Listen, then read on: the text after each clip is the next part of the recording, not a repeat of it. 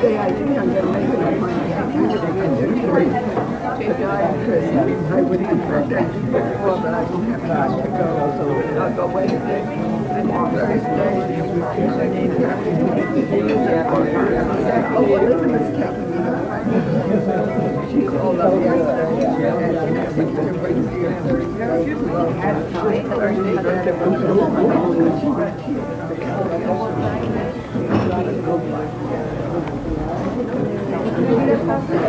Ah bon? Ok, bonsoir. Nous sommes ce soir ici au Cyrano avec Nadine Lopère, qui est la manager, je pense, et la propriétaire du Cyrano. Et ce soir, nous fêtons, elle fête le 25e anniversaire du restaurant. Et donc, le 8e pour vous, n'est-ce pas? C'est le 8e anniversaire pour vous? Nadine, d'abord, ça a été vraiment un plaisir de vous rencontrer, de voir que vous avez réussi aux États-Unis à ouvrir un restaurant. Est-ce que c'est le premier restaurant que vous avez ouvert? C'est le 4e. Le 4e. Et les 4 étaient ouverts de particulier? Oui, chaque fois, nous avons eu un restaurant dans le Marin County, à Saint-Raphaël, et à Petaluma, un autre à Sonoma, et puis celui-ci. Donc vous avez fait une carrière dans la restauration. Et je pense que grâce à vous, vous avez amené une meilleure qualité de vie dans la Californie en amenant la cuisine française, n'est-ce pas? Mais nous essayons, oui, d'améliorer, enfin le plus qu'on peut, et puis de garder quand même malgré tout les vieilles traditions françaises, avec, comment dire, la table d'eau, tout en. Oui, j'ai remarqué que la salle est très confortable et romantique, avec la bougie là sur la table, c'est très très agréable. Et du point de vue de ce que vous servez, c'est typiquement français? C'est la cuisine française qui maintenant est adaptée aujourd'hui, pour la vie d'aujourd'hui, c'est-à-dire les sauces sont moins épaisses, elles sont un peu plus légères, parce que les gens maintenant ne veulent plus manger à cause de froid. D'accord, donc vous faites ça pour plaire. Et alors, exactement, parce que c'est la demande dans ce très peu de gens, de temps en temps, nous avons des clients qui nous demandent des sauces serrées plus épaisses comme avant. oui. Mais sinon, en fait, c'est ce que nous faisons maintenant et ça marche très bien, nous sommes très contents. Par contre, moi j'ai beaucoup de sauce, donc si je viens et que je demande la sauce, vous en mettez en plus? Exactement. Si vous voulez des sauces plus épaisses, plus riches, nous le faisons. D'accord. Et votre spécialité, c'est quoi? C'est le saumon? Notre spécialité, nous avons le raclette, qui est très populaire. Nous avons le carré d'agneau. Ah, d'accord. Carré d'agneau, nous avons des pâtes de poli, très populaires aussi. Le filet mignon, aigle.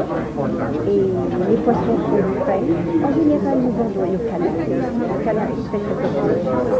Et c'est vous qui avez mis le menu en place, c'est ça? C'est-à-dire que nous sommes basés sur l'ancien menu qui existait il y a 25 ans.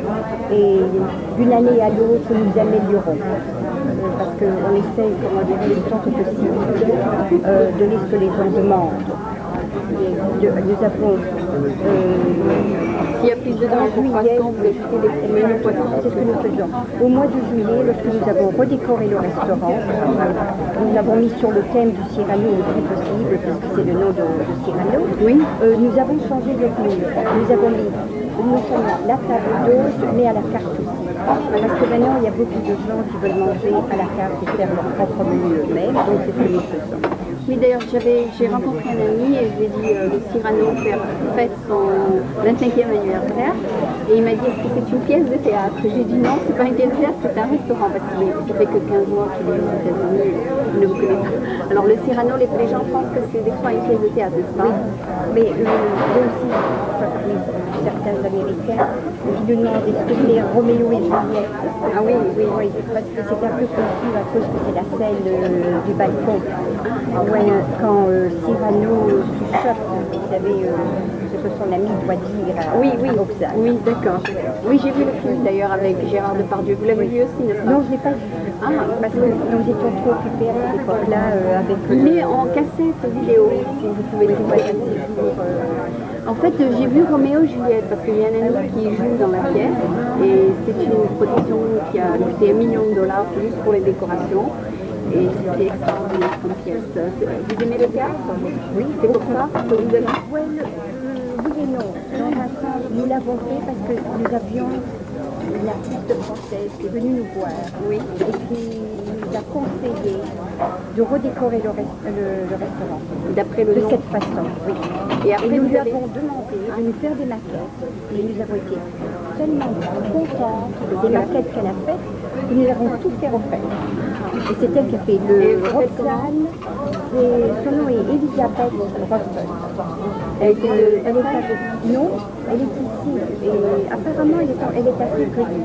Elle a fait un travail fantastique, même le fromage. Et tous les gens qui viennent et qui regardent comment dire, Je pense que c'est marrant. m'ont dit que c'était le plus beau travail qu'ils avaient vu jusqu'à présent. En effet, je ne croyais pas que c'était du coma. C'est un vrai. Je pensais que c'était du. Elle est avec, je peux dire le nom, et puis j'ai un blanc, comment dire en anglais, avec Sonoma. C'est un artiste. C'est un artiste. Non, c'est sa compagnie. Ah, d'accord. Elle travaille pour une compagnie qui fait d'Anna décoration. Anna.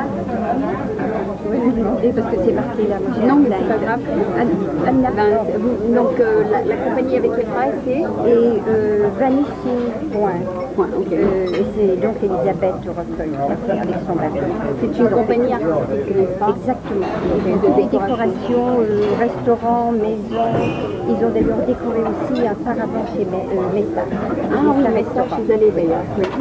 D'accord. Mais je voudrais parler un petit peu de vous et comment vous avez débouché peut-être dans la restauration. Qu'est-ce qui vous a poussé vers ça? Mais lorsque je suis venue à New York en fin 52, j'ai eu des difficultés de trouver le travail dans ma branche. J'ai travaillé comme hostess dans un restaurant. Et de là, j'ai continué, je me suis améliorée. J'ai un maître d'hôtel qui m'a dit, je vais vous apprendre le métier, vous ferez exactement comme vous. C'est toujours, je suis allée apprendre dans un club, le Unique Votre Club, à New York, qui m'a vraiment, comment dirais-je, entraînée dans la restauration. Ça m'a plu, je suis restée dedans. Et de là, ça s'est mis en qualité. Et donc, pour devenir propriétaire d'un restaurant, c'est ça le premier que donc, vous avez eu ou bien c'est votre J'ai toujours voulu aller en commerce. Et avant, j'étais toujours en commerce avec mon mari. Et je me suis dit, un jour, j'aurai mon restaurant. à vous-même. Oui, exactement. L'ambition. Je voulais prouver que j'étais capable, dans cette salle, de monter un restaurant et d'être, comment dirais-je, populaire et de réussir. Félicitations. Donc, vous avez réussi, n'est-ce pas? Oui, c'est parti. D'accord. Peut-être qu'on parlait un petit peu de vous, de votre formation, c'est-à-dire avant que vous arriviez aux États-Unis. Donc, vous étiez donc en 52, vous étiez donc en France, je pense. Oui, mais je ne travaille pas dans la restauration. Pas du tout. Ok. Pas du tout. J'étais assistante médicale à cette époque-là pour un docteur. Ah d'accord. Dans la C'est une coïncidence que vous êtes en phase avec c'est-à-dire que lorsque je suis venue, c'était tellement difficile à cause de l'anglais, que les produits pharmaceutiques, tout ça était différent. Et la méthode française et la méthode américaine est très différente. et il fallait c'était trop difficile de tout réétudier.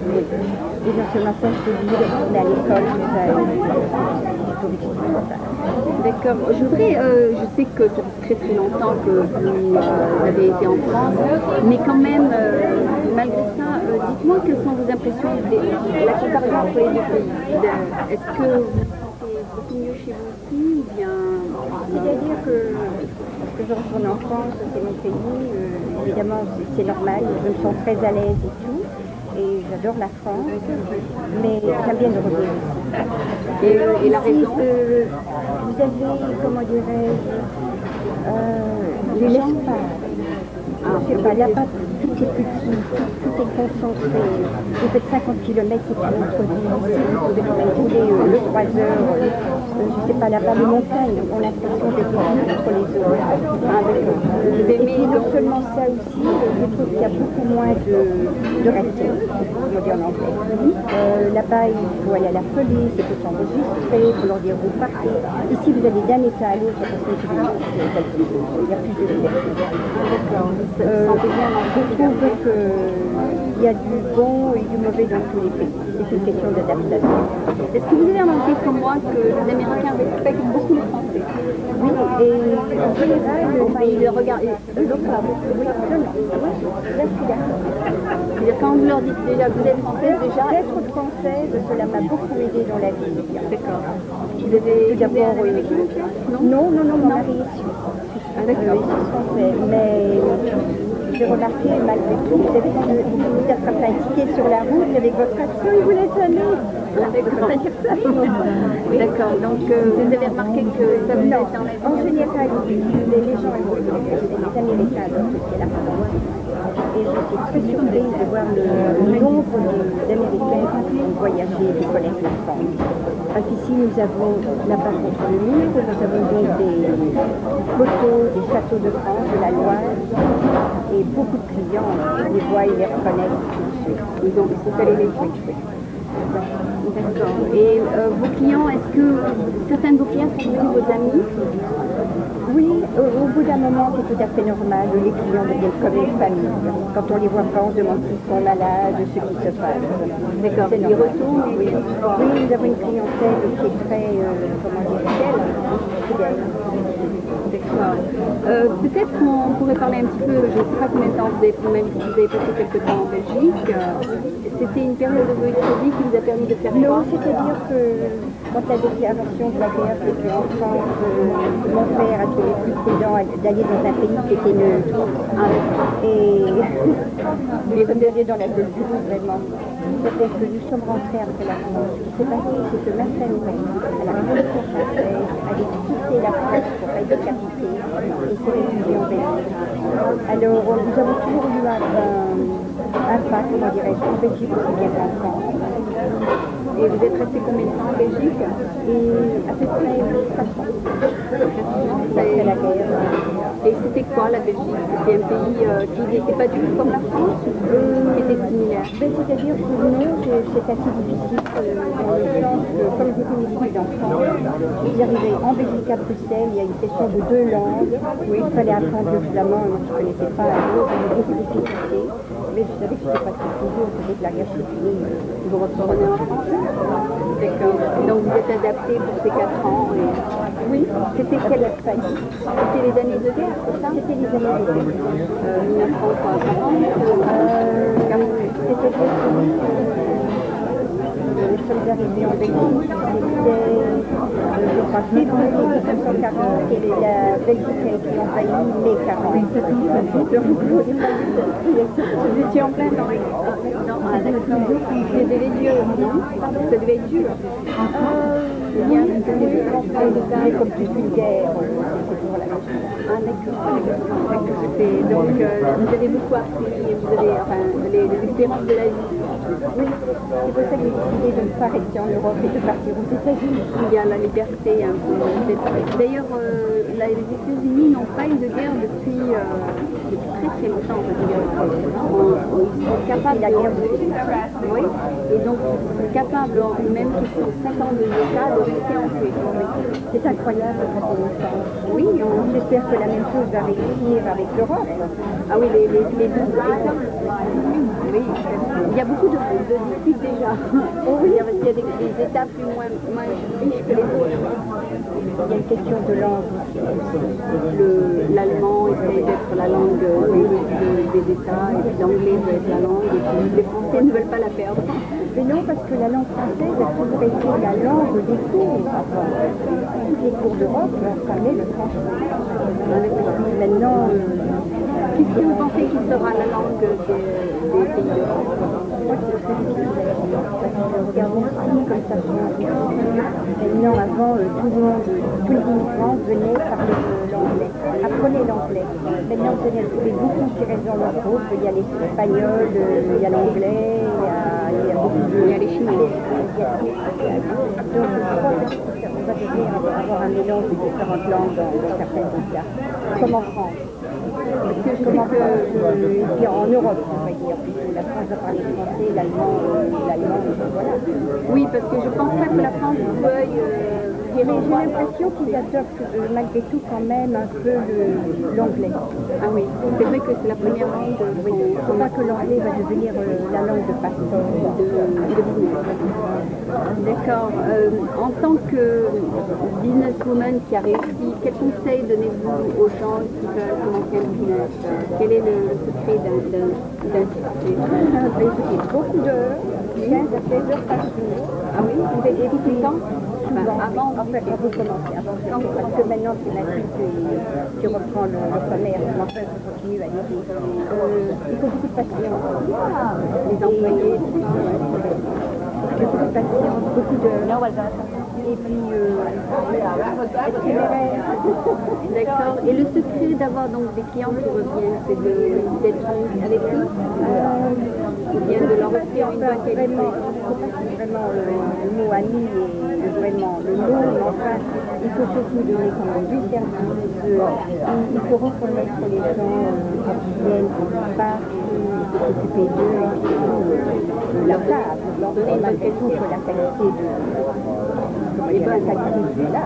Ah bien sûr, d'accord. Donc, mais je sais qu'il y a des restaurants où les gens vont une fois et ne retournent pas. Ils doivent avoir une raison. C'est pas parce que c'est la qualité, c'est autre chose. Des fois de la qualité là, mais c'est peut-être du manque de chaleur. Non seulement ça, c'est que toujours dans la restauration, il y a des choses qui arrivent auxquelles vous ne vous attendez pas. Souvent, je dis aux clients, il y a quelque chose qui ne va pas, dites-le nous. C'est la seule façon On peut le corriger. Si vous nous dites, si les gens ne vous disent pas qu'ils n'ont pas été contents, ça ne va pas. On ne peut pas corriger.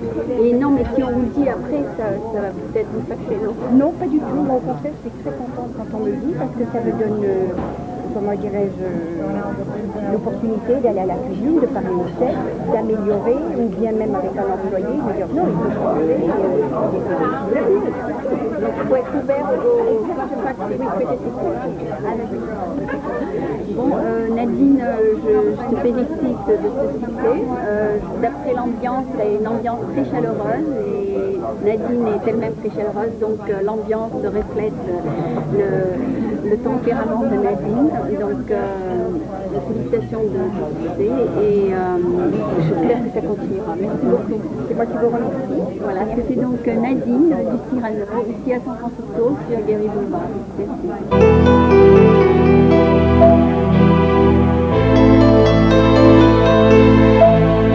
Heureusement, la protection, les coupes sélectives et les plantations augmentent les surfaces boisées au point de donner à la France la plus grande forêt de la communauté européenne, et ce, sans compter l'or vert des 8 millions d'hectares de la forêt de Guyane.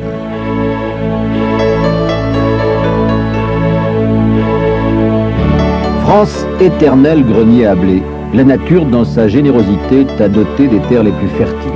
Depuis la nuit des temps, l'agriculture est ta richesse. Voyageurs étrangers, emprunte les routes et les chemins de France et tu ne trouveras qu'étendues de céréales, champs de tournesol et de colza, vergers et arbres fruitiers. Tu serpenteras entre les vignobles et traverseras les cultures maraîchères. Les vaches te regarderont passer, à moins que tu ne préfères les troubler à l'étable.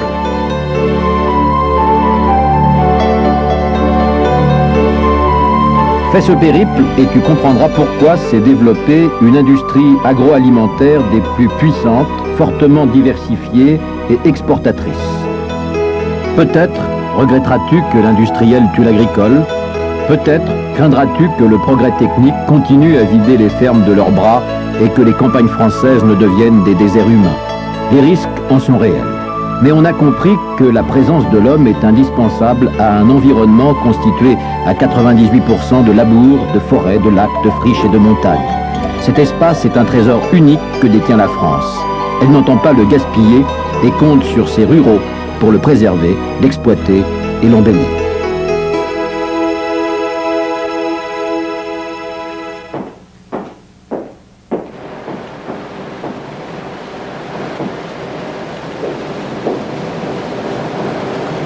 la mer peut mourir? Bien sûr qu'elle peut mourir, la mer. Et même une mer qu'on connaît très bien, la Méditerranée, qui est très proche de nous, elle est en danger de mort. Et pourquoi la mer est en danger de mort? Elle est en danger de mort parce que l'activité économique des hommes se développe de plus en plus dans l'espace marin. Je vais prendre deux exemples que vous connaissez bien. C'est le pétrole, dont on a besoin pour vivre en société, et c'est la pêche industrielle. La protection de la mer concerne la France au premier chef.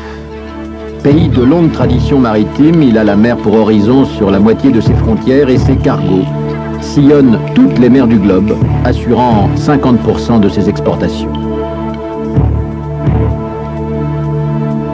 Immense domaine maritime que celui de la France, le troisième du monde avec 11 millions de kilomètres carrés.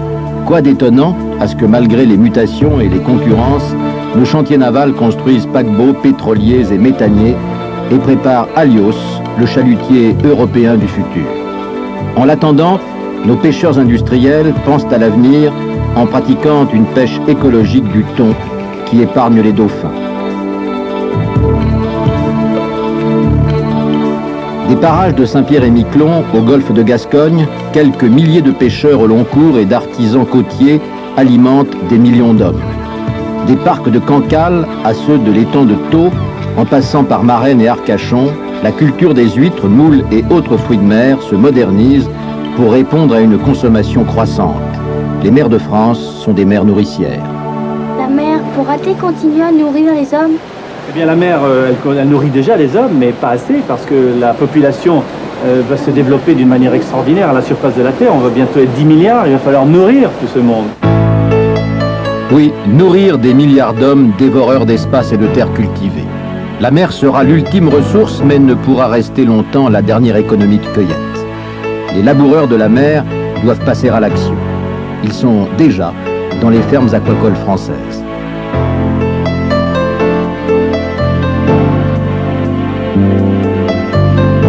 Par exemple, les mers chaudes de Guyane et de Polynésie permettent la culture de ces crevettes. Transplantées dans certains pays équatoriaux, elles y procurent des ressources non négligeables. Quant à la culture des algues, elle est l'objet de recherches les plus attentives, tant elle constitue une base à l'alimentation de demain. Déjà, elle dépasse le stade du laboratoire pour une mise en exploitation de plus en plus intensive.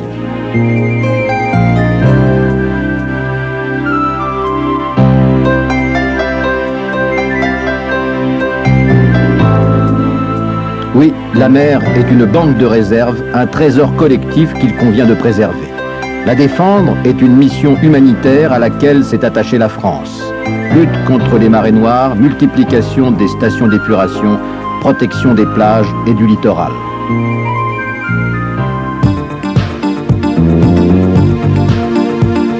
Voilà. Depuis que je me suis présenté à vous, j'ai survolé du sud au nord la moitié du globe terrestre. Car il me faut 101 minutes et 28 secondes pour effectuer une révolution. Quittant la face ensoleillée, je vais faire silence et respecter le calme de la nuit.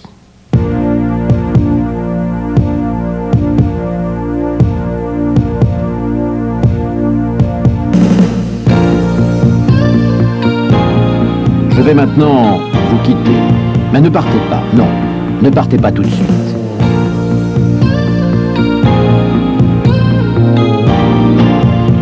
J'ai oublié de vous dire l'essentiel, et Malika va vous le dire mieux que moi.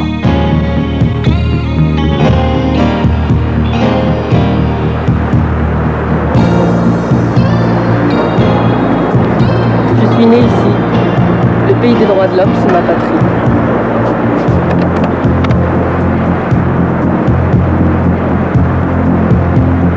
Article 1. Tous les êtres humains naissent libres et égaux en dignité et en droit. Ils sont doués de raison et de conscience et doivent agir les uns envers les autres dans un esprit de fraternité. Article 2. Chacun peut se prévaloir de tous les droits et de toutes les libertés proclamées dans la présente déclaration, sans distinction aucune, notamment de race, de couleur, de sexe, de langue, de religion, d'opinion politique ou de toute autre opinion, d'origine nationale ou sociale, de fortune, de naissance ou de toute autre situation.